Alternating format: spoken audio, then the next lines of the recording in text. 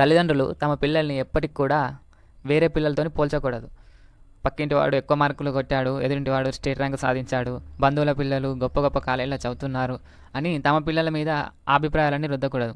బంధువులు మీ మధ్య గొప్పలు పోవడానికే వాళ్ళ పిల్లల గురించి గొప్పలు చెప్తారు కానీ వాళ్ళ పిల్లలు ఏం సాధించారు, అసలు ఏ విధంగా సాధించారు అనేది మీ ముందు ఎప్పటికీ చెప్పారు.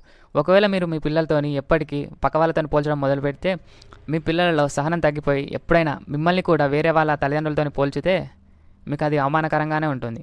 మీరు మీ పిల్లల్ని ఎదుటి వాళ్ళతో పోల్చడం మానేసి వాళ్ళు జీవితంలో ఏం సాధించగలరు, వాళ్ళకున్న ఎబిలిటీస్ ఏమిటి, వాళ్ళకున్న క్వాలిటీస్ ఏంటి, వాళ్ళు నిజంగా ఏ విషయానికి పనికొస్తారు, మీ పిల్లలు ఆటలు బాగా ఆడతారా, లేకుంటే చదువు బాగా చదువుతారా, లేకుంటే మిగిలిన సంగీతము, నృత్యము, dance, music, direction, picture, painting ఇలాంటి గొప్ప గొప్ప ఎన్నో ఆర్ట్స్, లలిత కళలు ఉన్నాయి. వాటిలో అతను దేని మీద ఎక్కువ ఇంట్రెస్ట్ చూపిస్తున్నాడో చూసి దానిలో ముందుకు వెళ్ళేలా ప్రోత్సహించండి. అంతేకాని ఎదుటివారి పిల్లలతోని పక్కవారి పిల్లలతో మాత్రం పోల్చకండి.